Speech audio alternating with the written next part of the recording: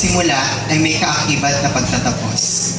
High school life is the most memorable part of everyone's life. Kaya nga habang sinusulat ko ang talumpating ito, unti-unti akong natabunan ng mga ala-alang nagpatatag, nagpasaya, nagbigay ng leksyon at nagbigay ng inspirasyon sa akin.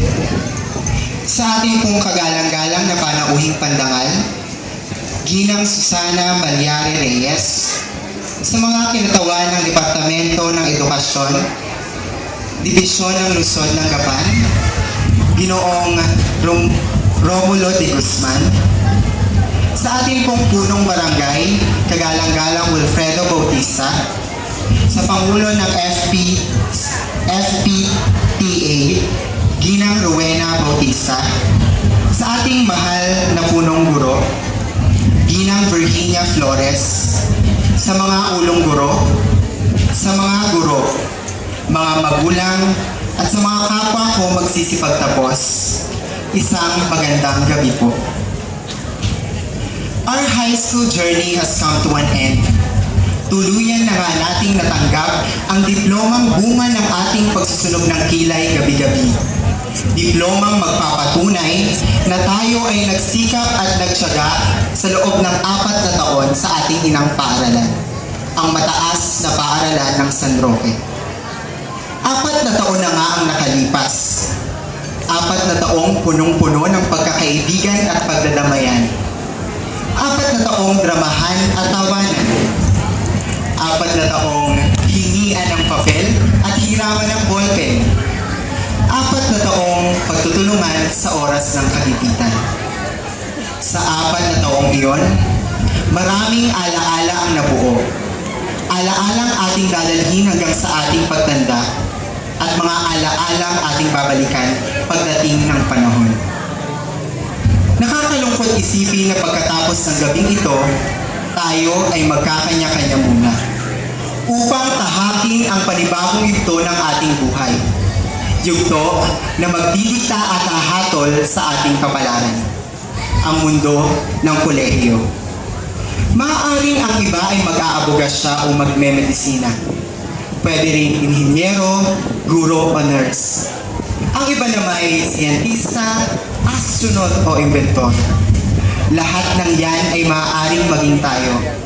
Yaon ay kung tayo ay magsisikap na abutin ang mga ito. According to studies, Philippines was ranked 12 in the most populated country, and it is one of the poorest countries in the world.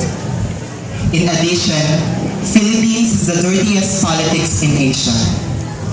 Despite what Philippines is experiencing right now, it is still considered as one of the happiest countries in the world because of the constant celebration and merriment which prove that every Filipino is exceptionally happy and energetic. Idagdag mo pa ang katotohanan na tayong mga Pilipino ay sadyang palangiti kahit ang iba ay bungi-bungi. Tunay nga na hindi matitinag ang damdaming Pilipino. October 11, 2013, pinayo ng Bagyong Santi ang Central Luzon, kabilang ang Nueva Ecija. Milyong-milyong ari-arian ang sinira nito, lalo't higit sa agrikultura. October 15, 2013, niyanig ng magnitude 7.2 earthquake ang Central Visayas. At ayon sa National Disaster Risk Reduction Management Council o NDRRMC, 67 ang namatay at 167 ang nasugatan. November 8, 2013, winasak ni Super Typhoon Haiyan o mas kilala bilang Yolanda ang Visayas. Humigit kumulang 30.8 bilyong halaga ang nasira. Milyong-milyong tao ang apektado at 5,632 ang binawian ng buhay. Tinatayang si Super Typhoon Yolanda ang isa sa pinakamalakas na bagyo na nabuo sa buong mundo. Kaya't maaari nating sabihin na ang Pilipinas ang pinakamatatag na bansa at tayong mga Pilipino ang pinakamatatag na tao. Sapagkat nakaya nating suungin ang ganoong kalaking problema. Nakaya nating lampasan ang bawat hampas at bayo ni Yolanda. At higit sa lahat, nakaya nating bumangon at magsimulang muli. Isa pang patunay ay ang may tinuturing na bagong bayani ng bansa, ang mga manggagawa sa ibayong dagat o OFW. Sumusugal sila at nagpapakasakali na mahanap nila ang kanilang kapalaran sa ibang bansa. Ang iba'y sinuswerte at ang iba na may hindi. Ilang OFW na ang napabalitaang minumulestya at pinagmamalupitan ng ibang lahi. Ilang OFW na ang napabalitaang pinagsasamantalahan ng kanilang mga amo. Marami na, di ba? Pero sa maraming iyon, ilan ang sumuko? Ilan ang bumitiw? Ilan ang nagpatalo? Wala, di ba? Ganyan katibay ang pusong Pilipino. May paninindigan. Basta't alam nating tama, dapat ipaglaban. Don't expect life to be fair. Hango sa Father's instruction for life. Ang buhay hindi yan chemical equation na dapat laging balance. Kasi ang buhay, parang algebraic curves. Lots of turning points. Sometimes you're up, sometimes you're down. Parang laban, minsan talo, minsan panalo. Kaya dapat, kung paano natin tinanggap ang ating pagkapanalo, ganun din dapat natin tanggapin ang ating pagkatalo. For me, in order for us to survive a battle called life, we must have these 5 equipments: faith, courage, education, socialization, and humility. Faith, we must believe in God. We must believe that He is the most powerful man we've ever known. Pananampalataya, isang dekado upang harapin ang mga hamon sa buhay. Bawat pagsubok na ating harapin, nasa Kanya ang kasagutan. Faith gains confidence. Confidence in order for us to live life, to do anything we want, and to stand firm and strong so that no one can bring us down. Courage, defined as mental or moral strength to venture, persevere, and withstand danger, fear, and difficulty. As we go on in a long journey of life, we will encounter many hindrances and trials. So, we must have courage. Actually, courage is very easy to find. Bakit? Kasi nandiyan ang ating mga magulang at pamilya upang tayo ay palakasin, alagaan at suportahan. Kaya I want to take this genuine time to thank Mami and Dade, Ronilio Magbitang and Marcelina Magbitang, my older brother and sister, as well as my auntie, Baby Magbitang. Education. Alam ko lahat tayo na nandito ay alam kung ano ang kahalagahan ng edukasyon. Ito ay susi sa tagumpay ng bawat isa sa atin. Ito ay kailangan upang makayanan ang mga hamon sa buhay. Sapagkat naniniwala ako na being educated is being molded and being complete. Nakakalungkot nga lang isipin na ang iba sa atin ay pinagwawalang bahala ang edukasyon. Oo nga't nahihirapan tayo sa ating pag-aaral. Sumasakit ang ating ulo kami memorya.